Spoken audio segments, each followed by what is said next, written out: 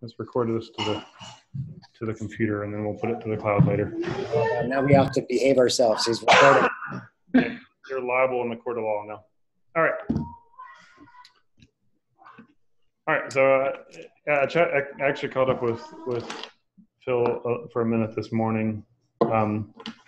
Thank everybody for stepping in over the summer. But we have a couple of things on the agenda for today. And given that I took up an adequate amount of time, maybe everybody's joined now.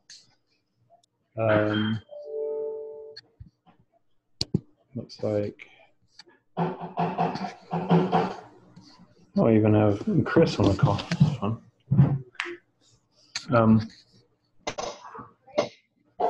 So let me pull up the agenda if everybody has that. Derek's not on the call to do his topic, whatever it was, with distribution spec.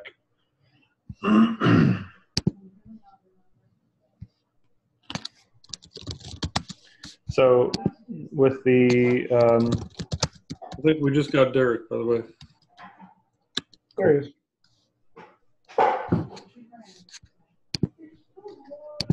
Cool. All right, so I will yield. So pretty much, I guess we have a couple of things here. The Derek, how long do you think your topic will need? And then for the TOB discussion, I guess we could split the time pretty evenly on those two things. So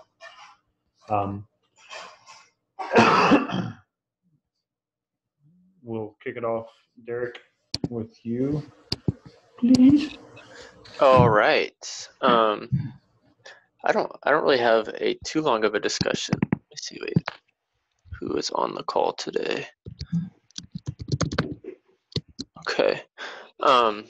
Yeah, there's a few issues I opened up in the distribution spec. Yeah, it's sat for a little bit, so I think it's time to kind of talk about where stuff is at. And I have some specific change that I've added, as well as notice some things that need to change before we get a version out there. So let me start with the more general stuff.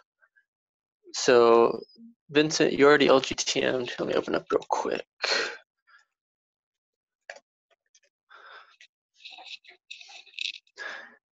There's kind of a big fat sign right in the middle of the spec that says basically ignore everything past this point because it may be wrong. So resolving that, I think, is something we should try to get done as soon as we can, especially if we're talking about doing an RC. So there was one related to blob patching that had been sitting in the Containerd backlog for a while, that somebody pointed out. So I went and I opened a PR for that, and then John Johnson, right? That's who pointed out, right? Yeah, pointed out that this isn't the only place where that's wrong. So really need to take a pass through the header or the front section, or I don't know. There's the detail section at the second part, and then there's kind of the definition section at the top. So the definition section is the source of truth, and the detail is supposed to just be that detail listing out exactly, exhaustively what's in the protocol. So it's that detail section that isn't necessarily correct today. In a few cases, they're small, but they're just like stuff what error code should get returned. But that happens to be pretty important. Are those issues, or is that some of these? One thing you mentioned was a pull request. Some of these, are they already issues, or are they needing to be issues? I mean, I think the general issue is knowing that they're all the same. As I said, I went through and I found two other ones, so they're not in issues, they're in that last comment. So I mean, these are pretty small, but basically it forces today that some some registries may send one return code, some registries may send another, and then clients just end up saying, oh, well, as long as it's like between 200 and 300, then whatever. So in some cases, that's fine from a client perspective, but there are cases where there's a difference between whether or not like a created was returned or an accepted. Like when you create a new like blob upload, a created would mean like a successful like cross-repository mount, whereas like an accepted would be, okay, now you can start uploading. So there are a few cases where that's really important, so we don't want people just ignoring it just because it may be wrong. Okay, so can we, so you're talking about, so okay, so the way I think we should move forward, I pasted in the hack MD the milestone for the RC. It's got this issue already tagged there. The one that you've opened, number 67, it's ready to be merged at this point. Zelensky asked if we could write a test for it. That's a hard one. Well, it is and it isn't. But it would be nice. That's it. But it doesn't matter that much. Yeah, because that was even one of my questions to Phil, almost like how various projects have, like he has on his manifest tool project, like run this to see if the remote registry can even support what you're trying to do. It just some kind of check for that, because we do have basic tests and there's more we need to merge from the kinfolk effort, Don Su's effort. Yeah, just the current tests today are minimal. Like, that's to put it lightly. It's just kind of a shell of where you could add tests, but it needs some more thought, I think. You said there is a import rest of tests. I don't know if I've reviewed that one. So if that's a better starting point, then maybe we can get that merged and see if that's reasonable. That's okay. Basically, I'm wondering either A, can we merge this now, or do we want to say, because that number 39 is also just needing review. So a lot of this is just like basically to get us to an RC and a 1.0, I think we just have to breathe enough heat on this furnace to get stuff moving forward again. I think everybody's kind of slowed to a crawl, myself included. Yeah. Well, so I guess there are, the tests do have status codes that it expects, so maybe it'll work. I've never tried to run them, so I don't know. Like I should be able to point this at the hub and it should just kind of work, right? So maybe I should give that a try. And yeah, I mean, if that's the case, then add in You're talking about passport. blob patch status correct code. This has a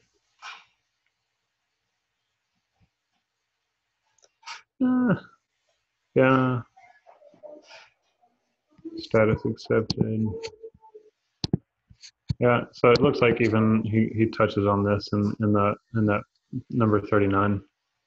So even just a pass that could mean that we have a test either in place or able to be amended in your Yeah.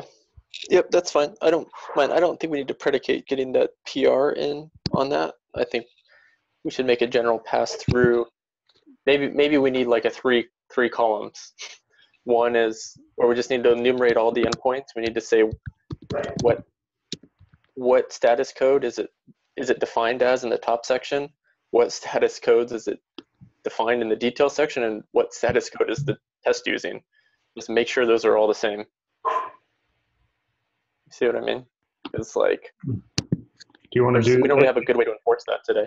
Yeah. Yeah. So how best could we do what you just said.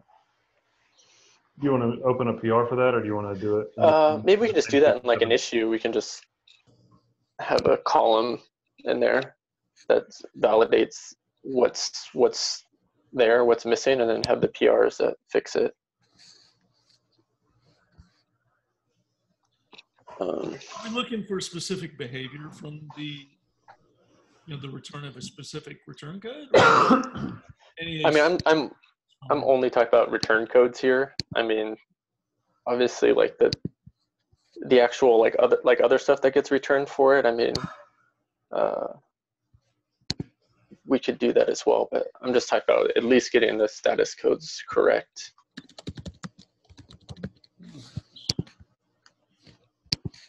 All right, so let's.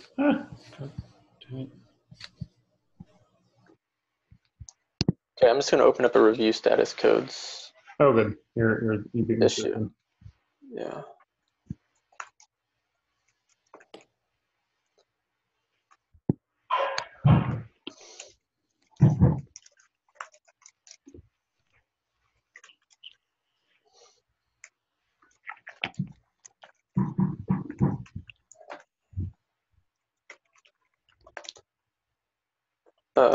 Okay, so that was kind of the first thing. The second thing is, Can we go ahead and merge the 67 then? Watch Zelensky cringe that it doesn't have a test directly attributed to it. yeah. Jimmy, can I see your face? Just means that you're gonna have to write all the tests later.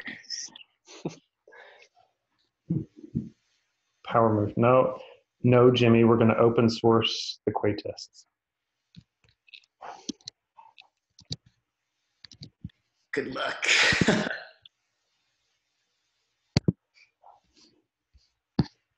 Merged.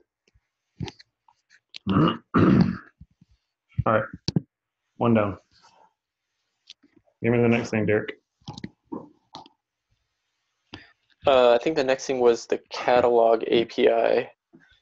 For We had God's a sake. PR.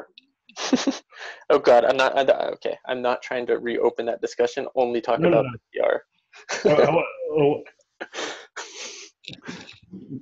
What are we gonna do? Are we like everybody wants like a list and a search that's not catalog API, but folks don't want to remove it until we have something definite planned. But I thought we came to some level of conclusion on that. I put a vote count to see who was for just removing it from 1.0. And yeah, I thought we left it as we'd remove it as a spec, but reserve it so that those that did implement it are not blocked.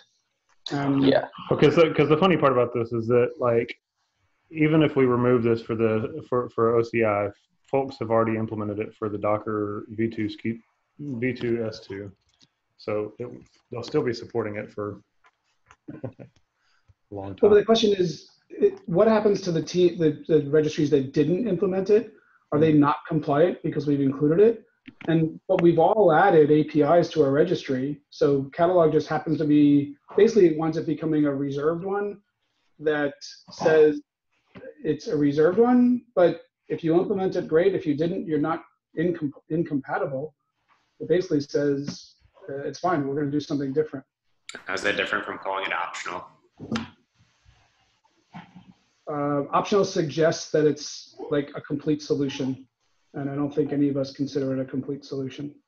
Because if you're going to say optional, now you got to get into the details like what should it require. I think the idea is that we all recognize that it's far too limited, and we don't even want to suggest somebody should go off and do more work in it. If anybody's doing any work, we'd love for them to help us figure out what the right API is that we all would implement. Yeah, I think the point was it's not optional from a spec perspective. It's only optional from a, well, you can do whatever you want perspective, right? That's what the reserved would mean, yeah. You could implement _ catalog, and the catalog and the OCI distribution spec will never suggest you should implement something different on that API. That's basically what I view as the reserved word would be. In this case, it's reserved for never going to use in the future.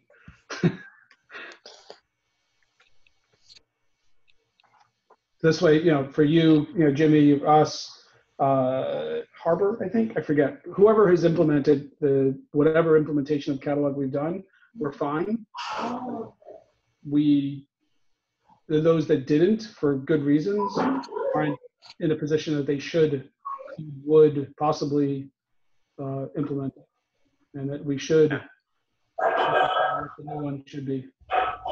Considering the fact that like the people who did implement it all do it differently, I can agree with that statement. So it makes little sense to me, even like including optional and giving the prior description, because nobody even follows that really. They all have weird caveats. So I'm down for reserving it just to put the nail in the coffin. All right, so this PR does not do those things, even though we've got discussion about it. And this PR removes all references to a catalog endpoint, but it also currently switches it all over to a tags list thing and doesn't do the reserve stuff. So basically, this pull request 45 needs to be closed and moved over to something else. Does somebody want to try their hand at that or whatnot? Well, I think there was wait, let's come to an agreement on what we're doing before we open up a PR. So Okay. if you and Jimmy are on board with doing that, then let's go ahead, because, well, Mike's on the call too, but we already agreed to say that Right. that seems Jimmy, reasonable. I just voted for you, Jim. Okay, yeah, we can just close this up then, that's fine. Okay, I'm gonna make a comment for here. Take the to-do to do the actual PR.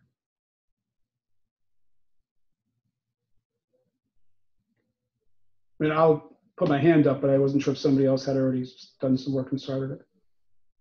Either way, Steve, it's all good. Be careful what you ask for. Yeah, we have no agreement on who carries it. Okay. Flip it. I'll do the PR so just to be clear, we're gonna do a PR that says catalog is reserved and there really is no other explanation. It's a reserved API. Yeah, basically that we're not going to define anything at this endpoint. Okay. You want to strip you want half the PR he pushed. You want to strip the catalog portions. Okay, so we'll strip the catalog portions, put a reference to catalog, say it's reserved. Maybe I'll put it to Jimmy's previous point, I'll put a note in those that have implemented catalog API should, or I don't know what the right words, I'm sure we'll get lots of things, but effectively can keep it. It's just by reserving it, we're saying that distribution will not implement something on top of it in the future. Right. Okay.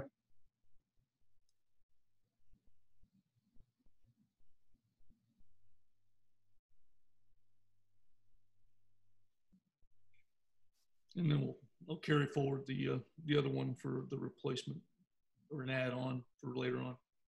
Yeah, if we can get, I think where we left the other part of it is if we can get some agreement, and we've had, obviously a ton of progress on the other one so far. If we happen to get the other one done by the time the 1.0 spec is complete, we'll shim it in, but we're not going to hold up the 1.0 spec for whatever the new thing would be. Agreed.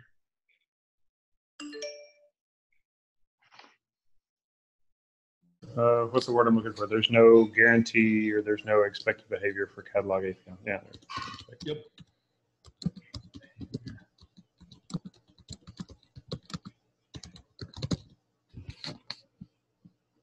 Behavior. How do you spell that?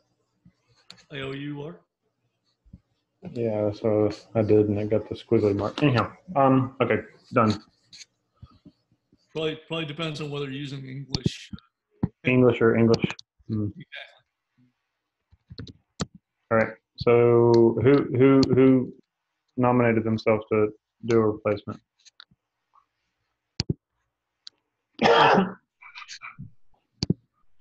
Is that Lasker? Yeah. Thanks, sir. You can use the other PR basically as a template because all I was doing was removing everything And the only thing you need to have is an addendum that says this is reserved. Yep. You're muted. The point is what you're referring to. I'll keep an eye out for the PR, Steve, and help you out a little bit. Thanks, Mike. Cool. What's next, Derek? And then the last one was that mirroring section that I added, that PR. This one's kind of weird because it's a feature that I've been having to kick off for like multiple years now. It's clients are unable to implement because they lack specification. So we kind of deferred putting it in the specification when the distribution spec was going to OCI. And there was some discussion, I think it was one of the first issues I opened up on distribution to make sure that we get that in. Yeah, so it's one of the, I think, the longest open one issue we have open now. The idea of it's pretty simple, that like there's no way in the, because of the way the registry or the clients in the registry communicate today, it doesn't actually give the server the full name that the client is using. So if you were talking to Docker Hub or Quay or any registry, the registry just assumes that you as a client are talking to one endpoint, and the registries are hard-coded for that. So that's fine for most use cases, but for the case where you want to actually proxy or have like multiple mirrors serving one location, or you want to proxy all your traffic through a cache, those caches don't actually know what upstream you're trying to talk to. So you end up in this weird situation today, where if you're trying to if you have a proxy cache, that proxy cache can only have a single upstream, and it must kind of behave as if it's basically tries to look like that upstream. And like if you wanted, so you're saying if you use the same mirror for Quay versus Docker Hub, it could get confused? So for example, yeah, say you wanted to have a single cache that a bunch of your servers are using, you wanted that to be the only out from your cluster. So you want to proxy the cache, just like you would with like an HTTP proxy. The HTTP proxy, you contact the proxy, you tell it, where to open up the connection to, and then you would continue doing your proxy. Today, there's no equivalent to that in the registry API other than just using an HTTP proxy, but you end up having to, you end up not being able to leverage kind of the blob caching mechanisms of that we have in the registry. I don't know if that's the best way to explain it. It supports Docker Hub because it assumes a default. Well, so like in Docker today, you can only mirror the hub. Right. This was one of the reasons behind that. It's kind of weird, like you can't just, there was that PR for like having this really complex configuration so that you have to basically enumerate every single possible server you're talking to, and then have a one-to-one relationship, as in you have like for every name that somebody might give Docker, there has to be a mirror associated with that. Right. If you want to do that sort of mirroring. You can't do like -- registry mirror, which is what the Docker COI or the Docker configuration looks today. It's just you specify mirrors, and it only works for the hub. That wasn't really like a design decision. That was just when we went to implement this feature that we couldn't actually mirror everything. And this was the reason why we couldn't mirror everything, because as soon as you talk to that mirror, you lose that information of who you're trying to talk to in the upstream. So there's kind of different ways to solve this on the client. One is that you fully enumerate everything and just assume that such a server that can cache for multiple upstreams doesn't exist. Or you can just pass in the full information, which that's all this does. This basically defines an optional query parameter where you can say, you know, this is the namespace that I'm working in here. It's Docker IO or it's Quay IO. Use it or don't use it. It's up to the server. It's just additive information. And then this section specifies like how you can use that and what the point of that flag is essentially. I mean, from our point of view, we'd like to see the mirror being more robust, but my remembering of this area was it wasn't complete and didn't support anything more than Docker Hub. So I'm not sure if you're asking, should the spec be completed or should we just close it out because we're just trying to get to a 1.0 and we want to tighten up. Anything that's not complete should just be pushed out.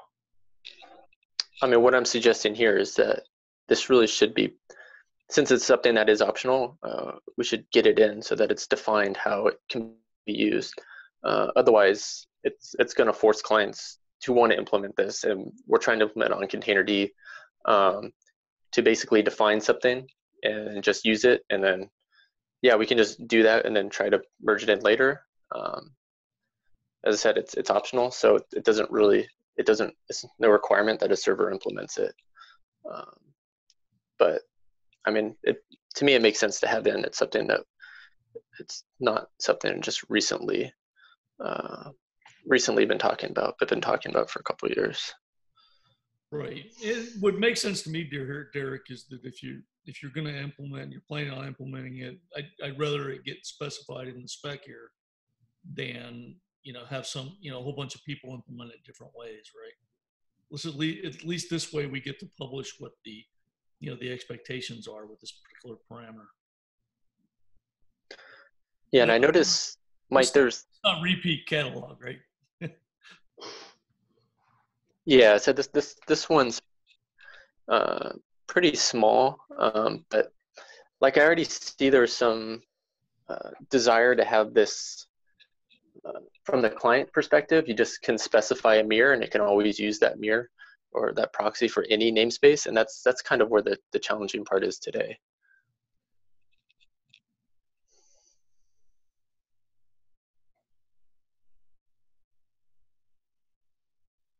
Yeah, from the client side, we only have mirrors for where we're going to have a fail, at least in the kube case, right? So we can have backups. We don't have a way to specify, we want this, we want to start with the mirror and its original was that. I think that would be a nice feature to add, though. Default host kind of thing. So is this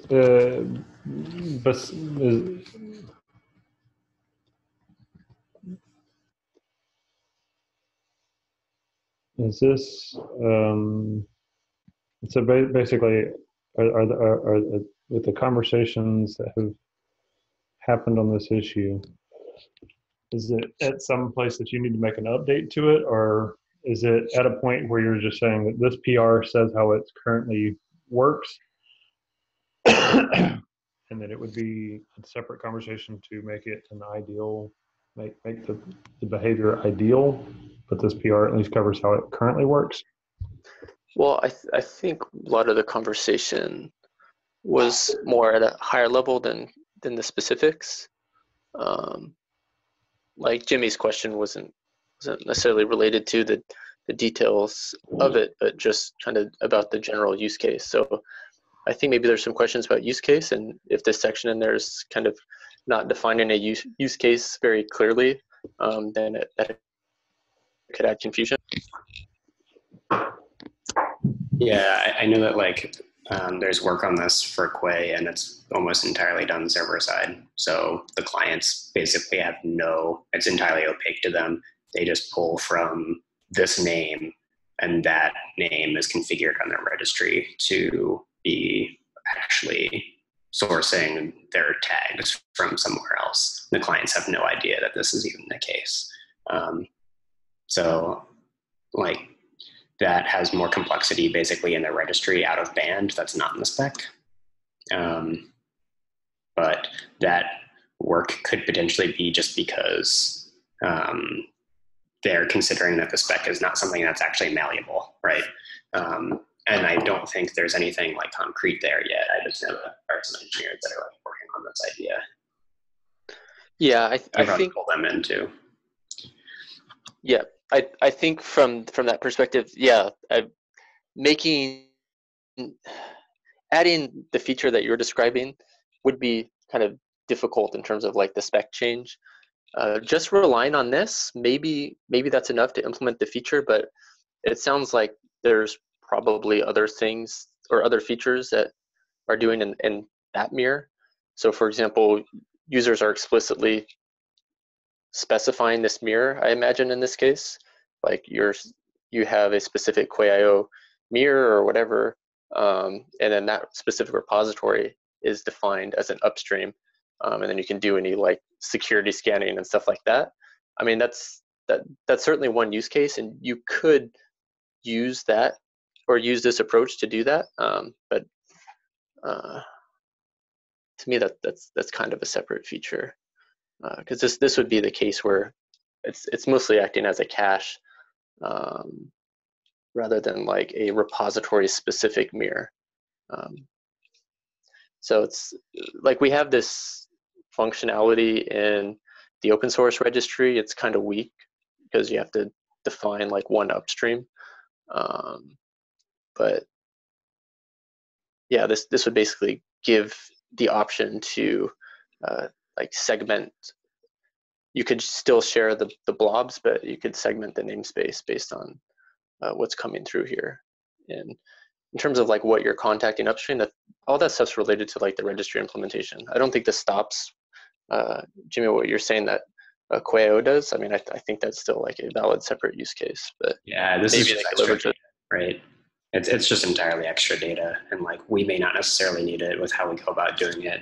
But if you just want to do like HTTP style caching, then you definitely probably want this. So Yeah, I think where you guys could leverage this is if you wanted to do like a catch-all through Quay, you could use this to basically proxy everything through your registry, and then at that point, you can map that. If you have specific mirrors or specific versions, you could do that, or you can pull stuff down from the upstream, or you can just 404 and tell the client to go directly to the upstream. So it really just gives that option. yeah, I mean, the only fear then is that everyone implements that differently and it fragments, because all my users assume that Quay does the whole proxy, like the whole thing acts like a proxy. And in reality, we just have a subsection of repositories that are configured for that. And maybe like maybe Docker Hub, for example, does the proxy through us entirely thing. And then there's just this awkward scenario where like some registries are basically proxies and other ones are manually configured per repository. That's kind of definitely a user experience implication, right? Yeah, so this just gives clients that option to do that. This said, like it's really up to the client to know when they're talking, or to configure their clients in such a way that if you define a proxy, that registry should actually be a proxy. And that's kind of true today already. Like if you define some random proxy to be like your Docker Hub proxy, for example, like there's not really even any checking that it's going to do. It's just going to start pulling down whatever it gives you.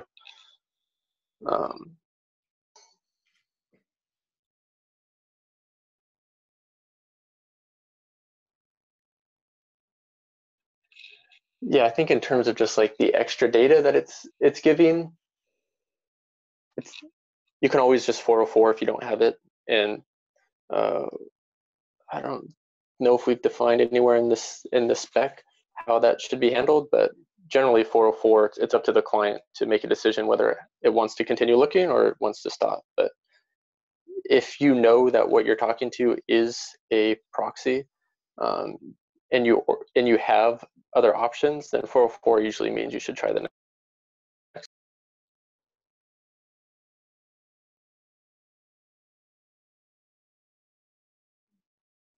Okay, I'm gonna intervene on behalf of Tom. So if there's other stuff, we can add it to the milestone hopefully this will move forward. Please Yeah, look I'll at ping that. the quite people working on this functionality just to make sure that they're like aware and can weigh in opinions to make sure that we're comfortable. And I'm sure other registries like Lasker, I don't know if you have opinions on this, like if you guys were just waiting for somebody else to like cement what this is in the spec or anything like that. I don't know what you guys are currently doing with your registry. You're muted. Yeah, I'll take a look at it. I mean, I think we all hit this problem. I think the question is whether it's a client side, whether it's a server side. Do we want to do blind proxying? Should it be some kind of buffering? You know, if somebody pushes a bad image up to Docker Hub, do we want that to automatically come through? You know, so I think it's an interesting set of scenarios we should just work through.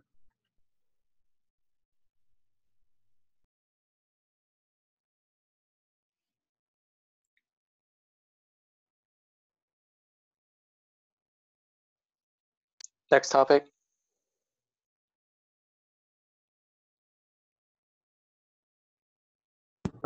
Kind of waiting for. Lasker. Okay. So, Go ahead. so thank you, Derek. Lasker, on the artifact registry proposal, and I assume that's also why ANSEC is on the call today. I'll let you take it from here. Yeah, just so, you know, obviously we've been talking about this for a while. When I first did the initial PR, it was on image spec. We then realized it probably should be on distribution because we're talking about how we are implementing additional storage and distribution.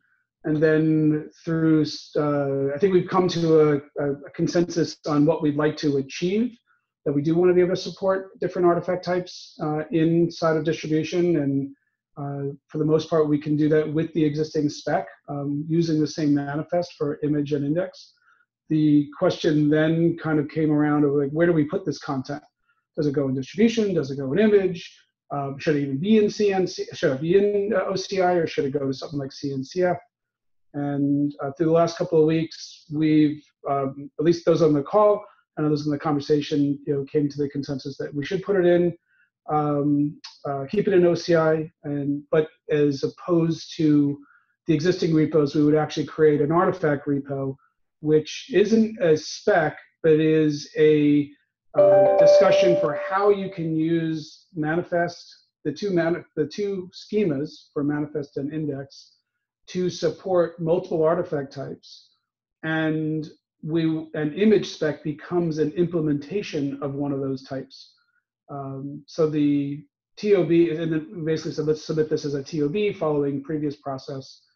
So that's what I've done. So at this point, I believe what we're voting on or having a discussion on is opening the repo, creating the repo so we can actually have an artifact repo, and then I'll take the content that I've been working on that various people have viewed in various states and create PRs into that repo that talk about here's how we use the manifest and index schemas to submit additional types. There'll be a place within that same repo that people can submit well-known artifact types that will define here's the collection of media types that they subsume. This way, registries can easily ingest this file or collection of files that's part of the PR. We'll discuss what those are. And support well-known types such as Helm or Singularity or OPA.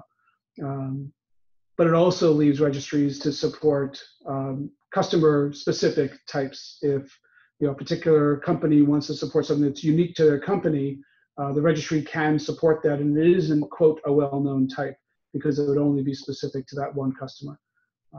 So that's the general premise. And the discussions that we've had so far is because it's not a spec, it won't have version and release history. It will, the way I've got it framed right now is it will reference versions of distribution spec. It'll reference the versions of the manifest and index schemas.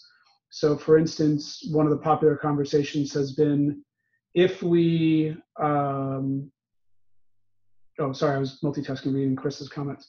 If we, I just lost my train of thought. Anyway, so that was kind of where we're at, is basically, do we want to review the TOB and move forward with that repo? And then of course, all the PRs would have the normal review on it.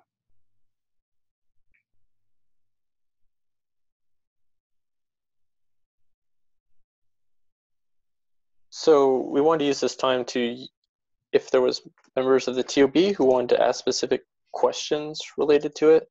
Was that my understanding for today? And then we're just going to put it up for a vote. Which I think is, Yes, I think that's what you're supposed to do. Yeah, I think one of the things we identified in this conversation is there was an undefined process. How do we have a well-defined process till it goes out so that people that have not been actively engaged but do care have an opportunity, and is there an opportunity for discussion? Today was the opportunity for discussion.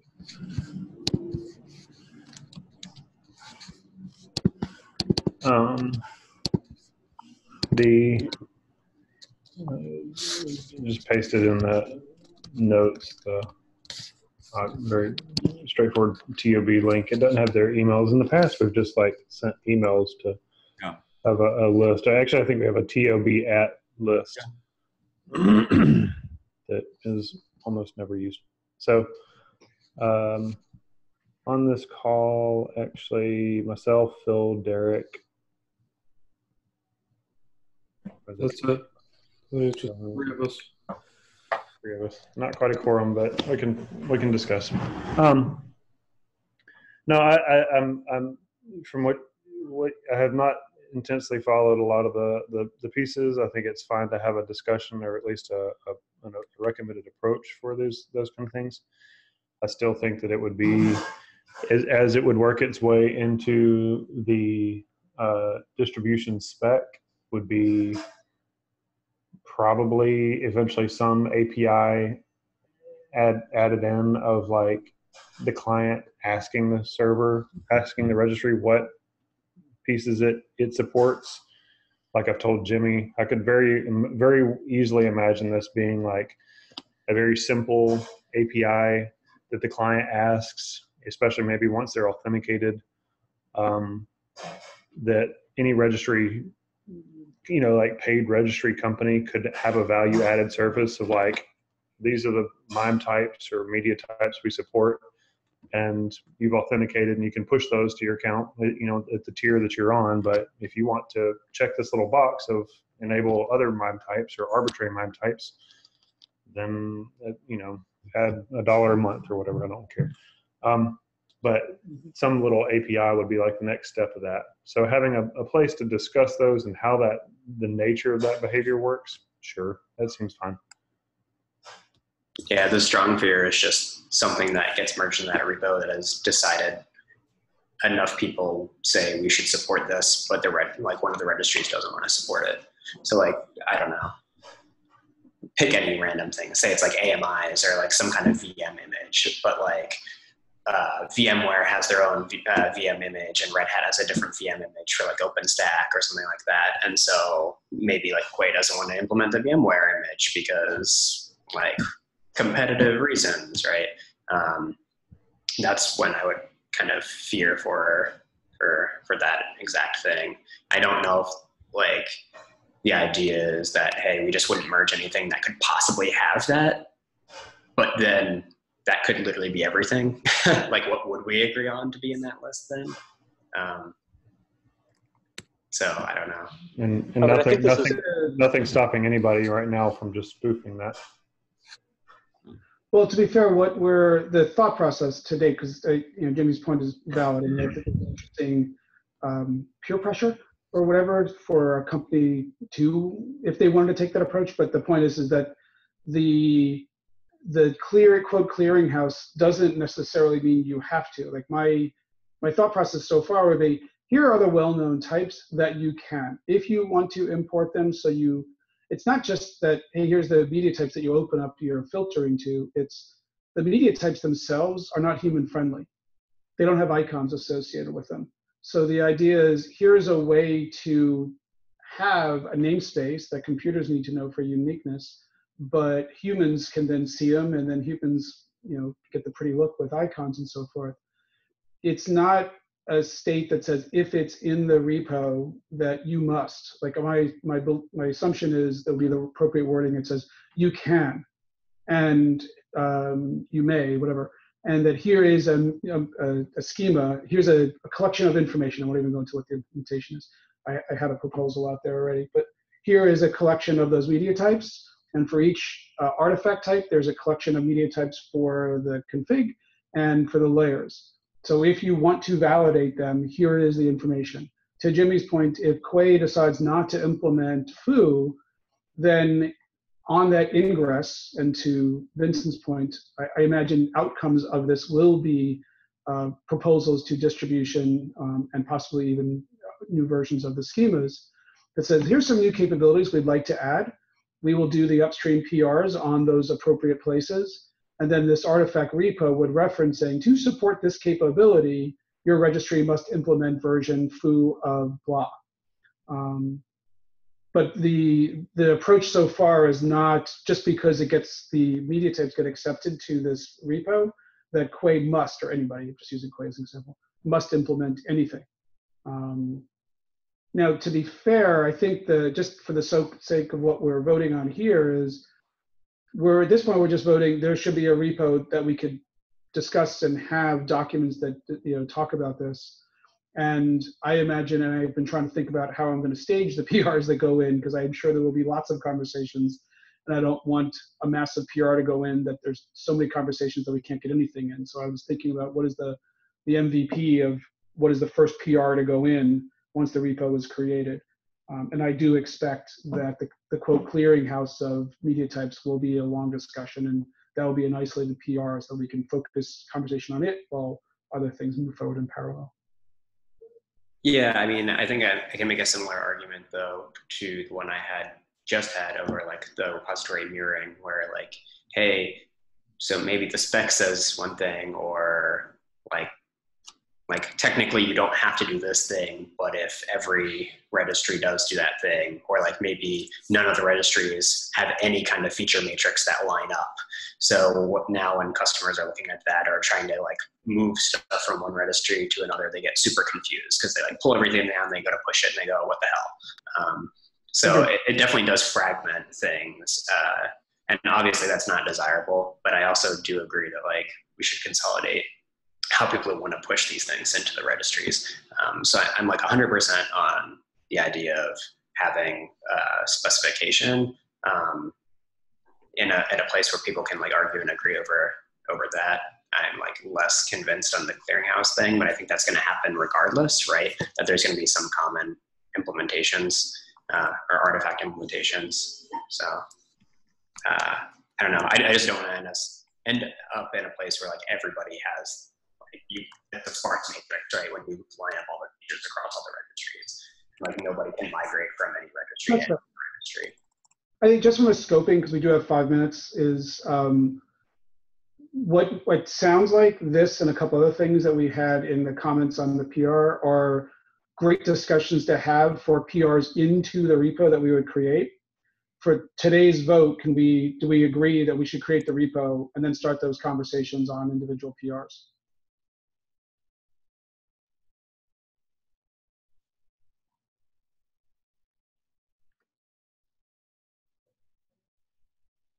Is this a TOB question? It's more of, I think we should just follow the process. If there's no people opposing a vote, we should just go kick off an email vote to the TOB and see where that goes. And if we get thirds approval, well, I will create the repository. Yeah, I agree with that as well. Because then if somebody has specific problems with creating that, then they can state it then.